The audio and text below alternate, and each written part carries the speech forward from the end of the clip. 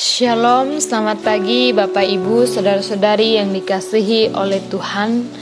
Renungan pagi Jumat 23 September 2022 terambil dalam 1 Petrus 1 ayat 3 yang berbunyi, Terpujilah Allah dan Bapa Tuhan kita Yesus Kristus, yang karena rahmat-Nya yang besar telah melahirkan kita kembali oleh kebangkitan Yesus Kristus dari antara orang mati kepada suatu hidup yang penuh pengharapan. Tema renungan kita pagi hari ini, pengharapan yang hidup. Bapak Ibu Saudara-saudari yang dikasihi oleh Tuhan kita Yesus Kristus, harapan adalah sebuah kekuatan yang membuat seseorang dapat bertahan di dalam kesesakan. Di dunia ini tidak ada seorang pun yang pernah luput dari yang namanya pergumulan hidup. Di dalam surat 1 Petrus yang ditujukan kepada orang-orang Kristen yang sedang mengalami pergumulan. Orang-orang Kristen saat itu merantau ke berbagai tempat akibat penganiayaan yang dialami mereka di Yerusalem oleh pemerintahan Roma karena tidak mau menyembah kaisar. Merantau ke daerah yang baru bukan berarti menyelesaikan pergumulan. Di tempat yang baru, mereka harus beradaptasi dengan lingkungan dan mata pencaharian yang baru. Surat 1 Petrus memberikan penghiburan serta kekuatan bagi mereka. Di tengah situasi yang sukar, mereka tetap memiliki pengharapan yang hidup.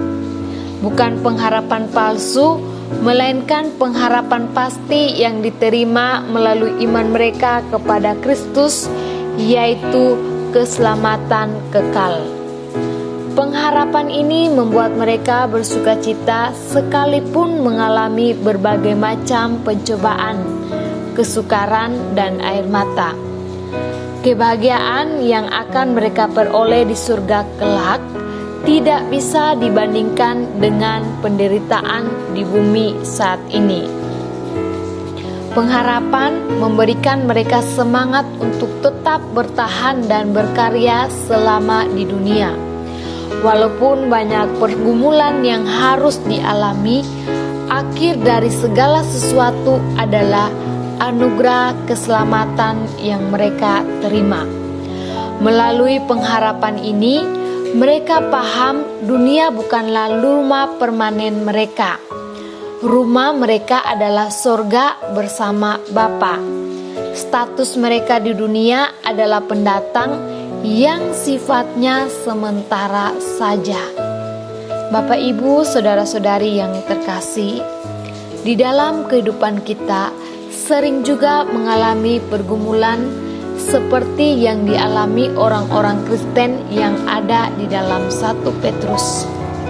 Pergumulan yang diizinkan dan dialami orang-orang Kristen bukan tanpa rencana Allah, karena penganiayaan mereka menyelamatkan diri dengan merantau ke berbagai daerah yang lebih aman, sehingga Injil pun tersebar keluar Yerusalem.